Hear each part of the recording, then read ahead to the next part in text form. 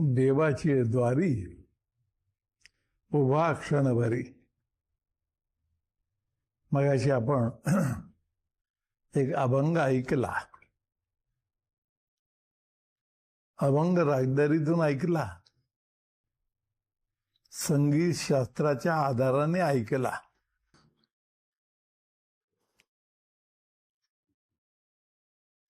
ऐकणं ही प्रक्रिया वेगळी आहे आणि जे ऐकलं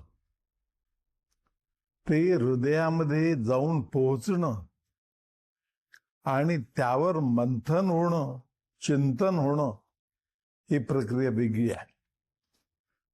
ह्या भिन्न गोष्टी आहेत. ऐकणं हा सहज भाग आहे, पण मंथन हे तेवढं सहज नाही, ते हेतुपूर्वक करावं लागतं. मनुष्य जन्म ईश्वराने दिलाय, बुद्धी नावाची वस्तू दिली, म्हणून विचार, चिंतन, मनन हे करायलाच पाहिजे. आणि दुसरी गोष्ट अशी की चिंतन मनन हे नुसतं चिंतन मननाकरता करायचं नाही, निधिध्यासा करता करायचं आहे. ह्या दोन पायऱ्यावर, चिंतन आणि मननाच्या दोन पायऱ्यावर तिसरी पायरी चढायची आहे. तिचं नाव निधिध्यास असं आहे. बुद्धी आणि भावनेच्या माध्यमातून चिंतन आणि मनन घडत असतं. मनाचं कार्य आहे, बुद्धीचं कार्य आहे, भावनेचं कार्य आहे. तिन्ही मधून हे सगळं घडतं. पण हे कशा करता करायचं? आपल्या जीवनाचे दोन स्तर आहेत. एक भौतिक स्तर आहे, दुसरा आध्यात्मिक स्तर आहे. भौतिक स्तरामध्ये चिंतन मनन आवश्यक आहे. त्याशिवाय बुद्धिमान लोक निर्माण होणार नाहीत, विद्वान माणसं निर्माण होणार नाहीत. त्याशिवाय साहित्याचं वाचन, अभ्यास हे होणार नाही. त्याशिवाय समाजाची बौद्धिक दृष्ट्या प्रगती होणार नाही. म्हणून हे सगळं आवश्यक आहे, करायलाच हवं. परंतु इथेच थांबतं. समाजाची बौद्धिक प्रगती म्हणजे नेमकी काय याची समाजाला जोपर्यंत विशुद्ध जाणीव होत नाही, तोपर्यंत तो फक्त चिंतन आणि मनन करीत राहील. कुठल्या गोष्टीचं?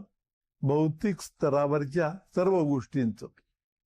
मग त्यात सर्व शास्त्र आली, सर्व कला आल्या, सर्व विद्या आल्या. या सर्व गोष्टीचं तो चिंतन मनन जरूर करील. त्यातून मग PhDचे थिसिस निर्माण होतील. लोक खोलवर जाऊन विचार करतील. पण विचार कसला करतील? भौतिक क्षेत्रातलाच विचार करतील. त्याच वेळेला दुसरा एक स्तर आहे, त्याला भौतिकाच्या पलीकडचा, अदृष्टाचा, तार्किकाचा किंवा अध्यात्माचा स्तर असं म्हणतात. बौद्धिकतेतून मनुष्य आध्यात्मिकतेकडे वळेलच असं नाही. फार मोठा चिंतन करणारा मनुष्य असेल, अभ्यासू असेल, भौतिकदृष्ट्या ज्ञानी असेल, त्यामुळं त्याला सगळं काही कळलंय, विश्वातली सगळी सूत्र त्याला समजलेली आहेत असं होत नाही. म्हणून दुसरा स्तर लागतो. हा स्तर तेवढाच कठीण आहे. ही गोष्ट अगदी खरी आहे. कठीण म्हणजे किती आहे ते भगवंतांनी सांगितलं. लक्षावधी ते एखादा प्रेमाने भजतो मज, त्यातूनही एखादा तत्वता मद जाणतो. लाखो लोकांमध्ये एखादा मनुष्य असा असतो की जो भगवंताची वर प्रीती करतो, प्रेम करतो. भगवंतावर प्रेम करणं एवढी सोपी गोष्ट नाही, अवघड आहे फार. एका साधूने असं म्हटलंय, कुछ समय ऐसा निकालो प्रेम करो रघुराम से. थोडा वेळ असा काढा, 24 तासातून थोडा वेळ असा काढा की देवावर प्रीती करायला शिका. देवावर प्रीती आपण करीत नाही. देव म्हणजे एखादा खजिना असावा आणि मला पाहिजे त्यावेळेला मी जसे बँकेतून चेक पाडून पैसे काढून घेतो, तशा प्रकारे देवानी माझ्यावर कृपा करावी, त्याच्याकडे पुष्कळ आहे, त्यातला काही भाग मला द्यावा. ही तर मागणी इथपर्यंत जाते. सहज विनोदाचा भाग आठवला म्हणून सांगतो. एका सिनेमामध्ये गाणं होतं की मला एकच पाहिजे. एक म्हणजे तो काय मागतो, एक बायको मागतो. त्यावर त्याचं म्हणणं आहे, मुझे तो एक चाहिए औरों को चार चार है. तो म्हणतो इतरांच्या चाराशी मला कर्तव्य नाही, पण मला एक पाहिजे. यातला विनोदाचा भाग सोडून द्या. एक म्हणजे त्याची ती गरज आहे, तेवढी मला पाहिजे. तो ईश्वराजवळ मागतो की देवा एवढी माझ्यावर कृपा कर की मला काहीतरी करून एक बायको दे. आता हे त्याचं मागणंही बरोबर आहे, परंतु याच्या पाठीमागे आविर्भाव कुठला आहे, पार्श्वभूमी कोणती आहे की देव एक ट्रेझर आहे.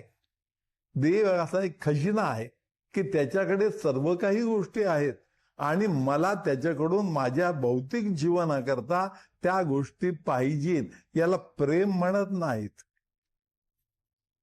हे ईश्वरावर प्रेम होत नाही. देव ईश्वराकडे मागणी होते. जोपर्यंत मागणी असते तोपर्यंत प्रेम असत नाही. आत्मनस्तु कामाय सर्वं प्रियं भवति. हे जे उपनिषदातलं वाक्य आहे त्यानुसार मनुष्य आपल्या स्वतः करता म्हणून जगावर प्रेम करतो. सगळ्यांवर प्रेम करतो. ते जगावर प्रेम करतो. कशा करता करतो? माझ्या करता करतो. आत्मनस्तु कामाय. अगदी ती मुलं बाळ असतील, पत्नी असेल, आजूबाजूचे लोक असतील, मित्र परिवार असेल, सगळं जग असेल, या सगळ्यांवर मी प्रेम का करतो? मला काहीतरी त्याच्यापासून फायदा आहे, मला माझं काहीतरी हित साधलं जातं म्हणून मी प्रेम करतो. परंतु हित नाही, मला काही मागायचं नाही, काहीही मिळवायचं नाही. तुका म्हणे ऐसी कळवळ्याची जाती करी लाभाविण प्रीती. जिथे लाभ हा शब्द शिल्लक राहत नाही त्या ठिकाणी जो अंतरामीचा कळवळा आहे त्याला प्रेम असं म्हणतात. अशा प्रकारचं प्रेम हे ईश्वरावर आपण करतो का, हा विचार प्रमुख आहे. तसं प्रेम करत नाही. म्हणून तो साधू म्हणाला की कुछ समय ऐसा निकाल. बाकीचं भौतिक क्षेत्रामध्ये माझी 24 तास खर्च होतातच, ते सगळं मी भौतिकालाच देतो. आध्यात्मिक म्हणून भौतिकातलं माझं जे जे काय असतं ते स्वार्थाकरताच असतं. म्हणून तीही प्रीती होत नाही. तर हे सगळं बाजूला सारून थोडा वेळ, जास्त वेळ नाही, थोडा वेळ जर असा देता आला की देव माझा, मी देवाचा, मला जगाशी काही देणं घेणं नाही. म्हणजे जगाचा त्याग करायचा किंवा जगाचा तिटकारा अशातला भाग नाही. पण जगाशी माझी संबंध जी आहे ते माझ्या पद्धतीने मी पाहीन. तो संबंध ईश्वराशी जोडणार नाही. ईश्वर हा ईश्वरा करताच असावा. Realisation of God for the sake of God, असं रामकृष्ण परमहंस म्हणत असत. अशा प्रकारे जेव्हा ईश्वरावर मी भक्ती करतो, प्रेम करतो, त्याला भक्ती असं म्हणतात. आणि हे भक्ती तत्व ज्याला कळले, नारदाने भक्ती सूत्र लिहिली प्रचंड अर्थ भरलेला आहे तिच्यामध्ये. किती खोलवर जावं, जेवढं खोलवर जावं तेवढं थोडंच आहे, अशा प्रकारचं प्रचंड त्यांनी लिहिलेलं आहे. एक सूत्र त्यांनी सांगितलं की जेव्हा दोन भक्त एकत्र येतात तेव्हा काय होतं, तेव्हा नारद मुनी असं म्हणतात की तेव्हा या पृथ्वीचा उद्धार होतो आणि दोन कुळांचा उद्धार होतो. आता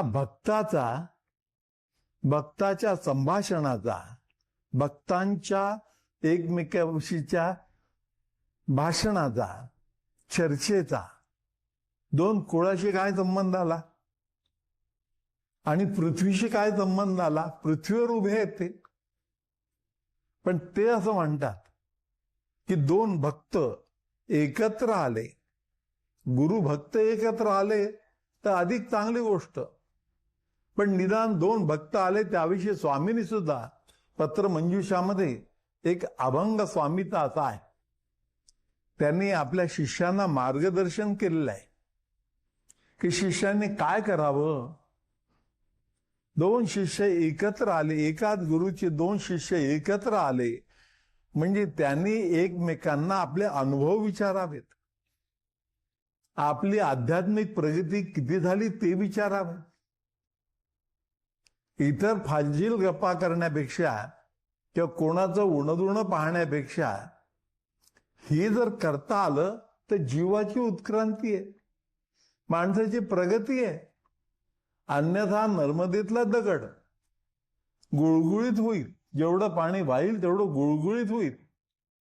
त्यामध्ये कुठलीही शिंग, तुतारी किंवा इतर काही आयुध हे निर्माण होणार नाहीत की ज्यामुळं मी प्रत्यक्ष शंभूकडे जाऊ शकेल. शृंग आणि तुतारी मला लागते, ती शंभूकडे जाण्याकरता लागते, परंतु ती तुतारी आणि तो शृंग मिळवण्याकरता, मला मिळावा ह्याकरता माझ्या अंतर्यामीच्या कळा जरा वेगळ्या असाव्या लागतात की ज्या कळातून केवळ प्रेम आणि प्रेमच बाहेर पडतं.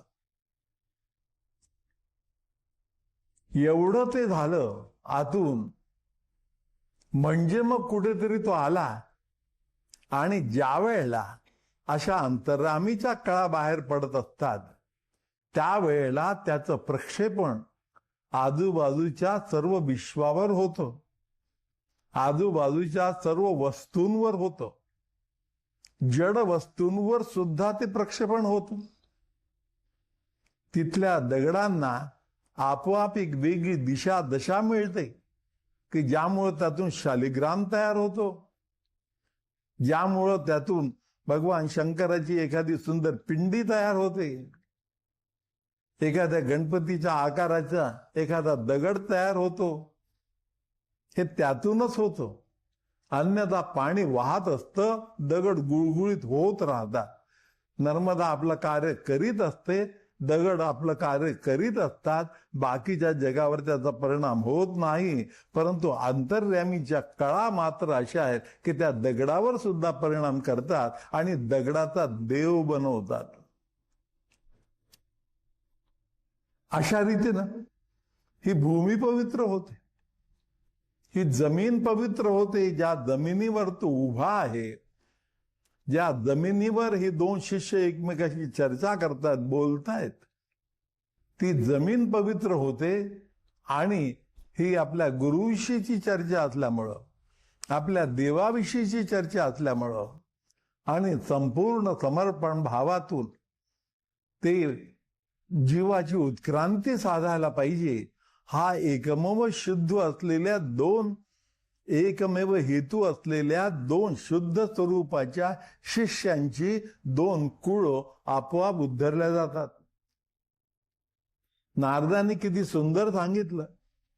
आणि ह्यापुढे आणखीन एक महत्वाची गोष्ट सांगितली की पृथ्वीचा उद्धार होतो, दोन कुळांचा उद्धार होतो आणि तीर्थांना तीर्थपण येतं, शास्त्रांना शास्त्रीयता येते आणि कर्मामध्ये सत्कर्मता निर्माण होते. मोठं खोलवर गोष्टी सांगितलेल्या आहेत, फार छान सांगितलं. कर्माला सत्कर्मता येते.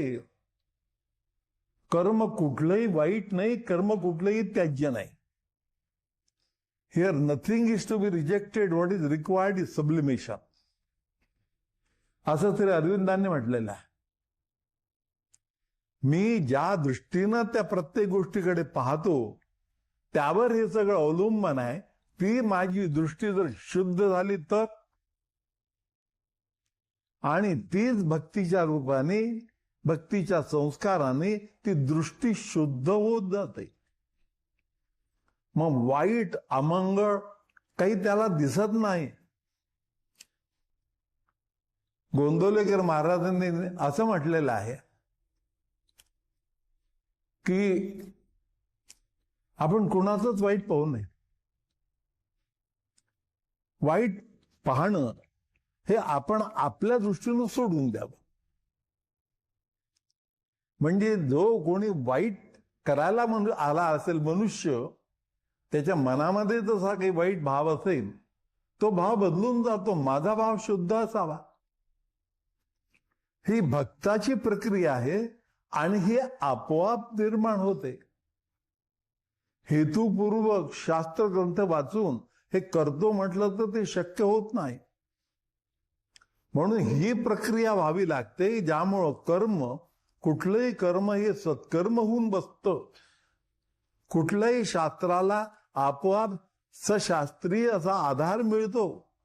एरवी शास्त्र हे परखड आहेत, रोकडे आहेत, शुष्क आहेत, नुसती शाब्दिक चर्चा आहे, त्यात हृदयाचा ओलावा नाही. परंतु शास्त्र आहे, कायदा हा कायदा आहे. तो कायदा हृदयामध्ये ओलावा निर्माण करीत नाही. तो एवढंच सांगतो 302 खाली खून केलाय ना, मग 302 खाली त्याला फाशीची शिक्षा. तो काही त्यावर वेगळं भाष्य करीत बसत नाही. परंतु त्याला ही फाशीची शिक्षा का,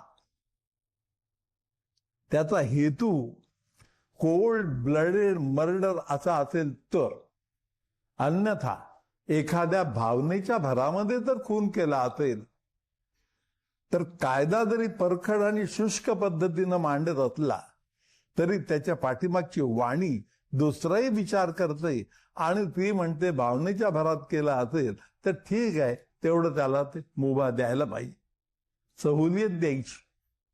पण cold, calculated and cool blooded murder असा जर असेल तर 302 खाली त्याला फाशीची शिक्षा द्यायला पाहिजे.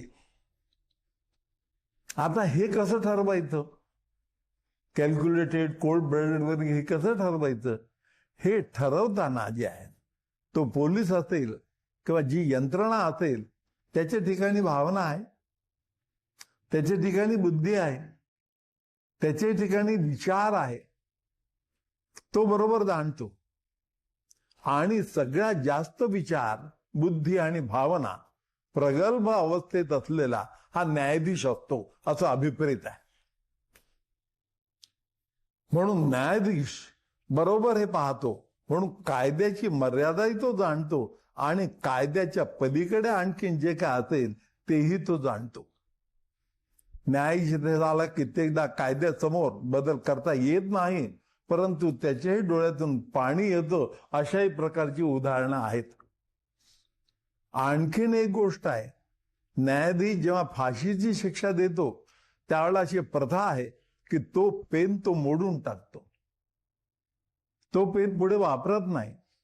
एकदा फाशीची शिक्षा झाली की ती निब असेल किंवा आधुनिक काळात बॉलपेन वगैरे तर तोडून टाकतो, तो पुन्हा वापरायचा नाही. याच्या पाठीमागे काय? याच्या पाठीमागे शुद्ध स्वरूपाची भावना आहे की हे दुष्ट कर्म आहे, वाईट कर्म आहे, हे त्याच्याकडून व्हायचं किंवा होऊ नये हा त्याच्या प्रारब्धाचा भाग आहे. परंतु त्याचं समग्र जीवन नष्ट करण्याकरता जो पेन वापरला गेलेला आहे तो पेन पुन्हा वापरण्यात येऊ नये. अत्यंत तार्किक अशा प्रकारच्या घटनेमध्ये सुद्धा अत्यंत भावूक अशा प्रकारची प्रक्रिया निर्माण होते. ही प्रक्रिया जशी हळूहळू कळत जाते, अनेक अशा प्रकारचे खुनाचे हे केलेले असतील, फाशीच्या शिक्षा दिल्या असतील, तो न्यायाधीश सुद्धा एक दिवस शांत होतो, स्थिर होतो, त्याला असं वाटतं की पुरे हे केलं, हे पुरे.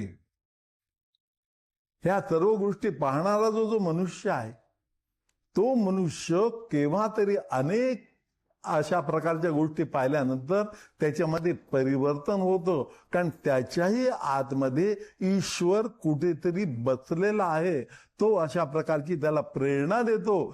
तिकडे भाग्याचे भाग असतो, तोही काही प्रमाणात संपत आलेला असतो, आतून इकडे प्रेरणा मिळते आणि तो मनुष्य बदलून जातो. एक दुष्ट मनुष्य सुद्धा सुष्ट मनुष्य होतो. आणि कारण त्याचं असं होतं की योगायोगानं त्याला कोणीतरी मनुष्य भेटतो, तो चांगल्याच आहे, 4 गोष्टी त्याला सांगतो, त्याच्याकडून रामनामाची काही थोडी साधना करून घेतो आणि यातून ते समग्र परिवर्तन घडून येतो. म्हणून अपिचेत्सु दुराचार्यो भजन्ते मामन्य भाग, असं जे 9व्या अध्यायात सांगितलंय ते एवढ्या करता सांगितलंय. असं होण्याची प्रक्रिया ही सगळ्यांमध्ये असते आणि असा मनुष्य केव्हा तरी खऱ्या अर्थाने परमेश्वरावर प्रेम करायला लागतो. आतापर्यंत सगळी मागणी मागणी मागणी मागणी होती, तोपर्यंत प्रेम मला कळलं नाही. परंतु जेव्हा मागणी संपून जाते, आणखी केवळ प्रेमाकरता प्रेम करावं असं वाटतं, त्यावेळेला मग एकदम विचाराचा स्तर बदलतो, आचाराचा स्तर बदलतो, सगळ्यांकडे तो प्रेम भावनेने बघायला लागतो. ही सहज गोष्ट घडते. आणि अशी भक्ती ज्या वेळेला त्याच्या ठिकाणी रुजल्या जाते, त्यावेळेला मग समोरची व्यक्ती त्याला प्रेममय दिसायला लागते. इतकंच नव्हे तर नद्या, नाले, डोंगर, पर्वत वगैरे हे साक्षात ईश्वराची प्रतीक आहेत असं त्याला वाटायला लागतं. आणि अशा प्रतीकामध्ये आपण केव्हा तरी आंघोळ करावी, स्नान करावं असं त्याला जेव्हा वाटतं, त्यावेळेला संगमासारख्या ठिकाणची जी देवता आहे, त्या देवतेच्या मनामध्ये आत्यंतिक प्रीती निर्माण होते, कारण ती अशांची इच्छुक असते, तिला कॉन्शियसनेस आहे असं श्री अरविंदांनी म्हटलेलं आहे. आणि नारदाने आपल्या सूत्रामध्ये असं म्हटलेलं आहे की असे जे संगमाची ठिकाणं आहेत, त्रिवेणी संगम म्हणा किंवा 2 नद्याचा संगम म्हणा किंवा समुद्र आणि नदीचा संगम म्हणा, कुठलंही असे संगमाची किंवा नदीची ठिकाणं जी आहेत, कारण त्यांच्या ठिकाणी पाप बऱ्या प्रकारे घेतला जातो. कारण अनेक लोक जे जातात गंगा मैया म्हणून किंवा नर्मदा मैया म्हणून जेव्हा डुबकी घेतात, तेव्हा आपली पापं त्यांना देतात. त्या नद्या बिचारा आपले ती पापं यांची ओढून घेतात. मग त्यांची स्वतःची शुद्धी कशाने व्हायची, तर ती शुद्धी साधू संतांमुळे होते. म्हणून गजानन महाराज सारखे लोक मुद्दाम ओंकारेश्वरला जातात आणि ओंकारेश्वरला गेल्यानंतर बरोबर ती नर्मदा याला भोग पाडते, पाणी आत यायला लागते, महाराज त्याचा पायाचा स्पर्श करतात, आणखी नर्मदा त्यांना वाट करून देते. टेंबे स्वामीच्या जीवनामध्ये सुद्धा अशा अनेक घटना आहेत. त्यामुळं तीर्थाला तीर्थ पण येतो, एवढी भक्ताची महती आहे. आणि अशी महती ज्याला कळली, तो खऱ्या अर्थाने ईश्वरावर प्रेम करायला लागतो आणि त्या प्रेमातून मग तत्वतामध्ये जाणवतो. प्रेम, परमेश्वर म्हणजे नेमकं काय आहे, तो विशाल व्यक्त आहे का अव्यक्त आहे, त्याचं नेमकं स्वरूप काय, खरोखरच आहे किंवा नाही, की हा माझा भ्रम आहे, देवगिरी सगळा माझा भ्रम आहे, किंवा काय वस्तुस्थिती आहे. हे शुद्ध प्रेम जेव्हा तो करायला लागतो, त्यावेळेला त्यातल्या एखादी व्यक्ती, तर शुद्ध प्रेम सुद्धा फार काळ टिकत नाही, शुद्ध प्रेम सुद्धा फार काळ करता येत नाही. एखाद्या माणसा समजा आपत्ती येत गेल्या, सुरुवातीला काही आपत्तीला तो तोंड देतो, तेव्हा देवावर प्रेम करतो, पण पुढे आपत्ती अशा वाढत जातात की त्याला असं देवगी सगळं झूट, आम्ही एवढं सगळं करतो तरी काहीच फरक पडत नाही, असं होण्याची शक्यता असते. ह्या सगळ्या ईश्वराकडून घेतलेल्या माणसाच्या परीक्षा असतात. याची जाणीव ठेवून मग तेव्हा ईश्वरच जेव्हा त्याला सांगतो एक दिवस की अरे हे माझं स्वरूप हे असं आहे, do you know what is this circle. मला स्वतःला श्री अरविंदाने एकदा दृष्टांतामध्ये सांगितलं होतं की do you know what is circle. वर्तुळ ही काय वस्तू आहे याची तुला कल्पना आहे का, मी तुला सांगतो. आणि मग बरचसं ते सांगितलं. माझ्या एका अभंगामध्ये ते लिहिलेलं आहे. असो, तर अशा रीतीनं तो तत्वतः मध्ये जाणतो. म्हणून हजारो माणसामध्ये प्रेम करणारे माणसं ते क्वचित सापडतात आणि प्रेम करणाऱ्या लोकांमध्ये तत्वतः परमेश्वर जाणणं हे आणखीन क्वचित. आता तत्वतः ज्या वेळेला परमेश्वर कळतो त्यावेळेला तो काय भक्तिशून्य होतो असं मुळीच ना. भक्ती आहे तर अंतःकरणाचा गाभा आहे. प्रेम हा प्रत्येक जीवाच्या अंतःकरणाचा गाभा आहे. वस्तू वस्तूपासून आहे, जीवा जीवापासून आहे, प्राण्यापासून आहे. प्रत्येकाच्या ठिकाणी प्रेम ही संज्ञा आहे आणि प्रेम त्याला हवं असतं, प्रेम द्यावंसं वाटतं, प्रेम घ्यावंसं वाटतं. प्रेमाचे सगळे व्यवहार असावे असं त्याला वाटतं. ही प्रत्येकाची भावना आहे.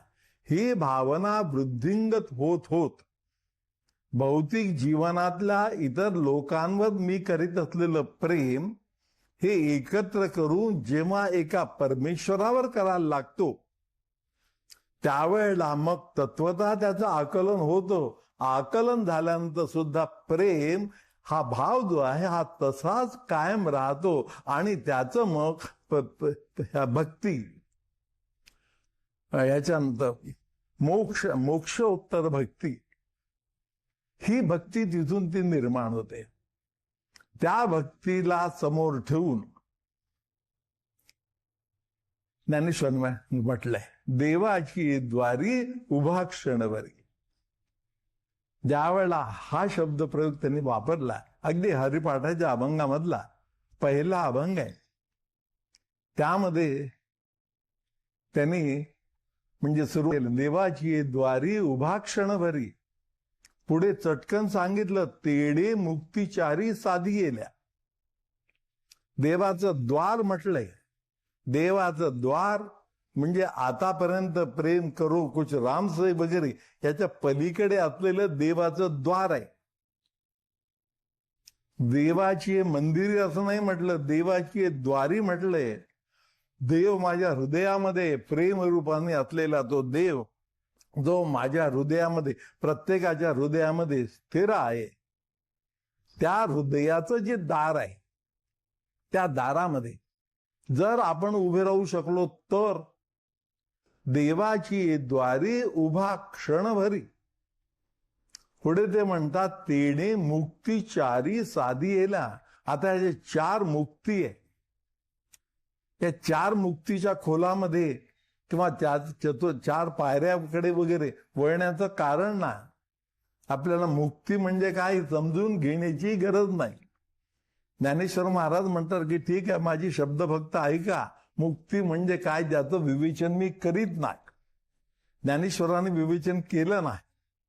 हे विवेचन न करता एकदम ते वळले ते अमृतानुभवाकडे वळले की जिथं असणे न नसणे न याहून चोख जे असणे हा सगळा भाग म्हणजे बुद्धिवाद्यांचं सुद्धा डोकं फुटून जाईल अशा प्रकारे त्याची मांडणी केली. ते तिकडे गेले. तो भाग म्हणाला दुसऱ्या लोकांकरता तुझ्या करता मी हे सांगत नाही कारण तुझी कुवत मी जाणतो. 1,99,999 लोकांची कुवत ज्ञानेश्वर जाणत होते आणि त्याला उद्देशून त्यांनी हरिपाठाचे अभंग लिहिले. म्हणून ते एवढंच म्हणाले की त्या दारात जाण्याचा प्रयत्न कर. बाकीचं सगळं सोडून दे. 4 मुक्ती वगैरे एक कानावर असू दे. फक्त कानावर असू दे. परंतु तू संसारामध्ये आहेत ना म्हणून तुला सांगतो बाबा रे असोनी संसारी जिव्हे बेगू करी.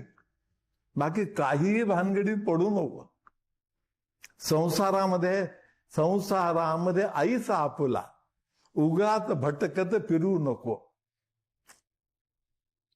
ते त्या शाहिरात आहे ना ते, तर बिकट वाट वही वाट न साधी, धोपट मार्गा सोडू नको, संसारामध्ये ऐसा आपुला, उगाच भटकत फिरू नको. अरे संसाराचं स्वरूप त्याचंच उत्थान करायचं. संसार तोडण्याची, फोडण्याची, सोडण्याची काही गरज नाहीये. तसा तो सुटत नाही. एका ठिकाणचा संसार सुटला, दुसऱ्या ठिकाणी संसार निर्माण होतो. म्हणून आहे तो तसाच असू दे.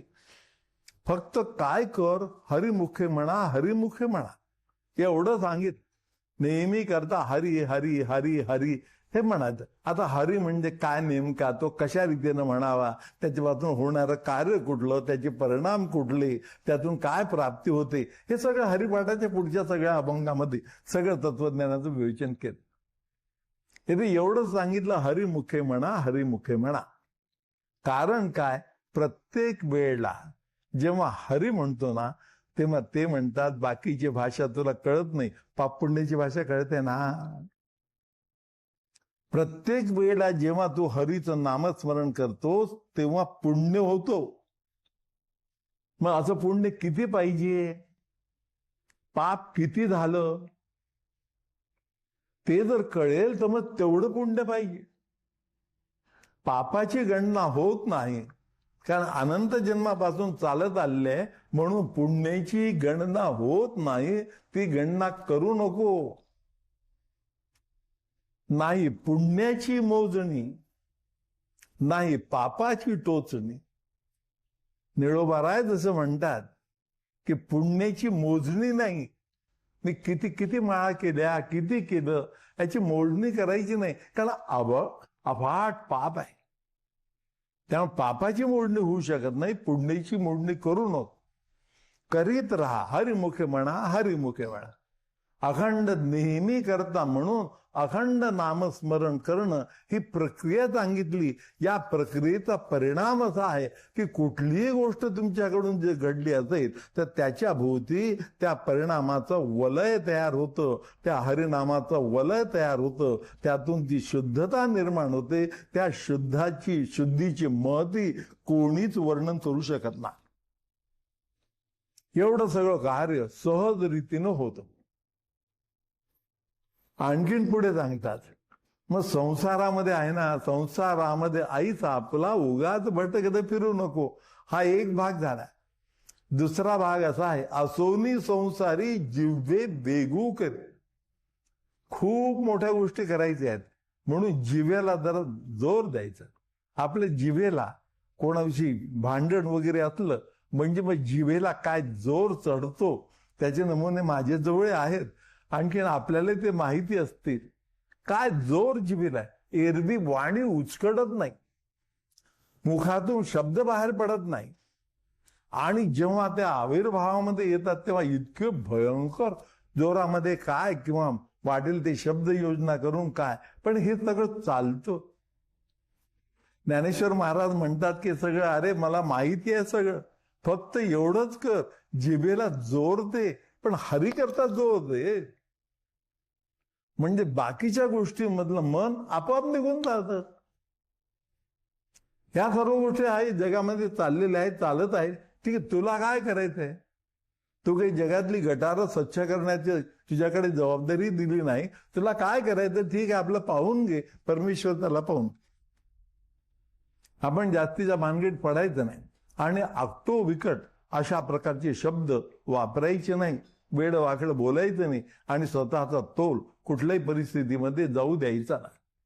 हे समाज जीवनामध्ये सुद्धा करावं लागतं, नाही तर माणसाची मन दुखावल्या जातात आणि निष्कारण पाप मात्र आपल्या माथी पडतं. म्हणजे पुण्याच्या ऐवजी पाप माथी पडतं. जेव्हा एखादी गोष्ट सहन होत नाही ना, तर त्यावेळेला मग काय करायचं? आपल्या मनात राम राम राम राम म्हणत राहायचं, संपलं. एका दुसऱ्या शब्दामध्ये उत्तर द्यायचं, मोकळ व्हायचं. आपण आपलं नामस्मरण अखंड चालू ठेवायचं. असोनी संसारी जिभे वेगू करी. आणि हे ज्ञानेश्वर महाराज म्हणतात की मी तुमच्यासारखा साधा मनुष्य आहे, त्यामुळे माझं तुम्ही ऐका असंही म्हणणं नाहीये. तर वेदशास्त्र उभारी बाह्य सदा. वेदशास्त्रांचा आधार याला आहे, त्यांनी सांगितलेलं आहे. आणि म्हणून शेवटी ते सांगतात की अरे बाकीच्या गोष्टी सगळ्या जाऊ दे, तो भक्तीचा विचारही जाऊ दे, प्रेमपूर्ण भक्ती वगैरे काय हे समजणं न समजणं हेही बाजूला राहू दे, त्यातून तात्विक विचार मनामध्ये जो येतो तोही बाजूला ठेव. देव व्यक्त आहे का अव्यक्त आहे, सगुण आहे का निर्गुण आहे वगैरे वगैरे, ह्या सगळ्या गोष्टी तू बाजूला ठेवून दे. फक्त आपल्या संसारामध्ये त्या आत्यंतिक तीव्रतेनं हरी हरी हरी हरी रामकृष्ण हरी वगैरे अशा प्रकारचं तू म्हणत राहिलास, देवाचं नाव अखंडपणे जर तू घेत राहिलास, तर पांडवाच्या घरी देव आला. ज्ञानदेव म्हणे व्यासाच्या घोडा द्वारकेचा राणा पांडवा घरी, पांडवांच्या घरी आला द्वारकेचा राणा तर श्रीकृष्ण. आणि खरोखर आला. महाभारतामध्ये सगळी उदाहरणं आहेत, हरिवंशामध्ये पुराण, हरिवंश पुराण, हरिनाम कीर्तन, हरिविणे सौजन्य नेणे काय, त्या नरा लाभले वैकुंठ जोडले, सकळ घडले तीर्थाटन, मन मार्गे गेला तो येथे मुकला, हरिपाठी स्थिरावला तोची धन्य. काय किती सुंदर रीतीने सांगितलेलं आहे सगळं, त्यामध्ये सगळ्या गोष्टी आपल्याला. म्हणून अखंड नामस्मरण मनुष्य करीत राहिला तर बाकीच्या गोष्टी त्याला आपोआप कळतात, सांगाव्या लागत नाही. हो, चोखा मेळासारखे माणसं सुद्धा नुसते तरुण गेले असं नव्हे, जगाला ज्ञान देऊन गेले. आणि ज्ञान सुद्धा कसं दिलं, अत्यंत सुरेख असा अभंग आहे. त्यामधलं एक वाक्य असं आहे की लई भुकेला झालो तुमच्या उष्ट्यासाठी आलो. चोखा मेळा गरीब होते, परंतु ते काय बाकीच्यांचं उष्ट गोळा करून खाण्याची इतकी अशी अवस्था नव्हती. परमेश्वर, आणि जो परमेश्वर त्यांच्या पत्नीच्या बाळंतपणा करता आला, तो परमेश्वर त्यांना खाऊ घालत नव्हता. म्हणून ते त्या परमेश्वराला हे मागणं मागत नाहीत. त्यांना माहिती आहे तो येतो, माझी गरज असेल त्यावर तो येणारच, आल्याशिवाय राहणार नाही, तो कुठल्याही परिस्थितीत जरूर येईल. पण लई भुकेला झालो तुमच्या उष्ट्यासाठी आलं. देवाचं उष्ट कुठलं आहे? वेद उपनिषद हे देवाचं उष्ट आहे. याला देवाचं उष्ट असं म्हणतात का? देवाच्या मुखातून बाहेर पडलेलं. व्यासो शिष्टम जगत्त्रयम जसं म्हणतात ना, की व्यासाचं उच्छिष्ट आहे, समग्र वाङ्मय आहे. त्याप्रमाणे हे वेद उपनिषद हे देवाचं उच्छिष्ट आहे. याच्याकरता भुकेला झालो, लई भुकेला झालो, म्हणजे या जन्मात नाही, अनेक जन्मापासून ही भूक आहे माझी. तिथून भूक वाढत गेली, ते मला दे. आणि ते जोहार मायबाप जहार, तुमच्या महाराचा मी महार. आणि ते दिल्यानंतर मी काय करील? जागरण करील, लोकांमध्ये जागरण करील, जागृत करील त्यांना. कारण लोकांमध्ये त्यावेळेला पद्धत अशी होती, जागल्या म्हणून असायचा, आणि महाराकडे जागल्याचं काम असायचं. सकाळी उठून पहाटे 4 वाजता वगैरे उठून जागे व्हा, जागे व्हा, जागे व्हा असं सांगत ते फिरत असत. म्हणून त्याला जागल्या असं म्हणत. जागली स्वतंत्र पोस्ट होती. ही त्यावेळच्या जुन्या जी पद्धत होती ऍडमिनिस्ट्रेशनची, त्यामधला हा भाग आहे. तर तो जागल्या मला व्हायचा आहे, जगाला जागृत करायचं आहे, सर्व लोकांना जागृत करायचं आहे. कारण त्याच्याकरता मी उपाशी होतो, आणि ते मला आता मिळालं, ते लोकांपर्यंत पोहोचून द्यावं आणि त्यांना जागृत करावं. उत्तिष्ठत जाग्रत प्राप्य वरान्य बोधत, ही जी उपनिषद वाणी आहे, ही वाणी चोखा मेळ्याच्या मुखातून बाहेर पडली. हे आपोआप मिळालं ना. हरिनामातून ह्या सर्व गोष्टी मिळतात, परमेश्वराच्या नामस्मरणातून, आणि त्यातून अखंड नामस्मरणामधून ह्या सर्व गोष्टी अगदी सामान्यातल्या सामान्य माणसाला सुद्धा मिळू शकतात. म्हणून ते करायचं. त्यामुळे ज्ञानेश्वर महाराजांनी मोठे छान सांगितलं, देवाची द्वारी उभा क्षणभर. अशा त्या देवाच्या द्वारात एक क्षणभर उभं मी राहिलो पाहिजे, राहू शकलो पाहिजे, एवढी प्रार्थना आपण करायची. आणि त्याकरता हे सगळं उभं केलेलं आहे. त्याचा जो काही हे सगळं उभं करणारा जो आहे त्याला विद्यानंद असं म्हणतात. विद्यानंदाने उभं केलं किंवा नाही ते त्याला माहिती. अरे पण सगळ्यांच्या सहकार्याशिवाय कसं झालं असतं? हे तुम्ही सगळ्या लोकांनी केलं नसतं, याला हातभार लावला नसता, अगदी फार पूर्वीपासून जेव्हा मी जागा पाहत होतो, जेव्हा पैशाची तरतूद करीत होतो, ज्यावेळेला जेवढा पैसा असेल तेवढ्या पैशामध्ये किती बांधकाम आपल्याला करता येईल हे मी बघत होतो, त्यावेळेला ह्या सगळ्या गोष्टी जेव्हा चालल्या होत्या, अगदी गरिबीतून हे सगळं उभं झालेलं आहे. मला कोणीतरी एकदम मोठी देणगी दिली आणि त्यातून हे उभं केलं असं मुळीच नाही. पैसा असं करूनच हे सगळं उभं झालं. आता हे स्थिर दशेला आलेलं आहे. ज्याने कोणी केलं, सगळ्यांच्या सहकार्याने केलं, त्याचा योगायोगाने वाढदिवस हा कोजागिरीचा आहे. म्हणून हा कोजागिरीचा उत्सव आपण करतो. कोजागिरीचा उत्सव चिरंतन आहे. विद्यानंदाचा वाढदिवस हा तेवढ्या पुरता आहे, एका दिवसापुरता तो वाढदिवस आहे. पण कोजागिरी चिरंतन स्वरूपाची आहे. तो कोजागिरीचा दिवस जागरती, कोण जाग राहून ऐकतो. आज इंद्र ची पूजा असते, आज लक्ष्मीची पूजा असते, आज सरस्वतीची पूजा असते. खरं म्हणजे आपल्या याच्याप्रमाणे करायला पाहिजे सगळं हे. परंतु त्याच्याकरता वेगळे दिवस आणखीन वाटून दिलेले आहेत आणि पुढे लवकरच लक्ष्मीपूजन वगैरे दिवाळीत येतं. त्यामुळे आजच्या दिवशी करण्याची जी प्रथा आहे ती प्रथा आता काळाच्या ओघामध्ये बंद झाली. परंतु पंचांगामध्ये असतं आज पूजन त्यांचंही करायचं असतं. कारण आजचा जो चंद्र आहे हा चंद्र भाग्यविधाता आहे. 12 महिन्याच्या चंद्रामध्ये जास्तीत जास्त उत्कृष्ट स्तरावरचा चंद्र हा आजचा चंद्र असतो. म्हणून औषधी वनस्पतीच्या दृष्टीने सुद्धा हा भाग्यविधाता आहे.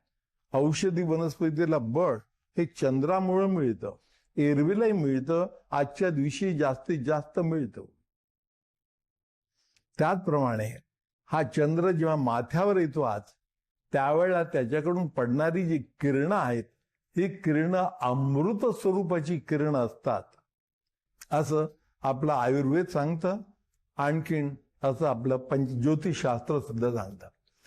तर ही जी अमृत किरणं आहेत ही तशी दिसत नाही, पण ती घ्यायची कशी, त्याकरता आपल्याकडे पूर्वीपासून पद्धत अशी आहे की मध्यरात्री चंद्राच्या खाली पटांगणामध्ये दूध घोटायचं. दूध घोटण्याची प्रक्रिया अशी, आता कालमान परिस्थितीमध्ये आपण सगळे बदल त्यात केलेले आहेत, त्यात चूक आहे अशातलाही भाग नाही, कारण ते शक्य होत नाही. तर मध्यंतरी असं पटांगणामध्ये सर्व लोकांनी बसायचं आणि मध्यभागी तिथे हे ठेवायचं, लाकडं वगैरे लावू, आणखीन दूध एका मोठ्या पातेला देऊन आणि दूध घोटायचं, घट्ट करायचं दूध ते, आणि मध्यरात्रीपर्यंत साखर घालून मध्यरात्रीपर्यंत ठेवायचं. मध्यरात्री जेव्हा चंद्र असा माथ्यावर येतो, मध्यरात्र केव्हा म्हणायची, चंद्र माथ्यावर येतो तेव्हा अगदी बरोबर की थेट सरळ किरण त्यामध्ये पडतात आणि ते दूध मग प्राशन करायचं. त्याला कित्येक तास लागतात. मग इतके तास काय करायचे, गावगप्पा, विनोद, नाचणं उडणं, हा देवाचं भजन, हरिनाम कीर्तन, हरिनाम संकीर्तन, हरिविणे सौजन्य नेणे काय, त्या नरा लाभले वैकुंठ जोडले, असं आहे. म्हणून ते करीत राहायचं, भजन कीर्तन, तुष्यंतीचं रमंतीश, अगदी या पद्धतीने देवाचं भजन कीर्तन वगैरे असं गात राहायचं. आणि अशा रीतीने ती रात्र जागवायची. ती रात्र जागवली म्हणजे मग ते अमृत किरण मला आपोआप मिळतात, बाहेरून मिळतात आणि दुधाच्या आतूनही मिळतात. ते दूध नंतर आनंदाने प्राशन करायचं, अशी आजची पद्धत आहे. अशा रीतीनं अत्यंत समृद्ध, अत्यंत तेजस्वी आणि अत्यंत क्रांतिकारक असा हा कोजागिरीचा दिवस आहे. त्या दिवशी एखाद्याचा जन्म होणं ही त्याच्या जीवनातली क्रांती, असं त्यांनी समजून घ्यायला काय हरकत आहे. क्रांती आहे किंवा नाही ते ईश्वर ठरविल, काळ ठरविल. परंतु मला समजून घ्यायला काही हरकत नाही की क्रांतिकारक दिवशी मी जन्माला आलो. काही लोकांच्या जन्मामुळं किंवा मृत्यूमुळं ते दिवस पवित्र होतात. काही लोक पवित्र दिवशी त्या दिवशी जन्माला येतात किंवा अखेर होतो, अंत होतो त्यांचा. असं हे परस्पर आहे. दोन्ही गोष्टीला सारखंच महत्व आहे.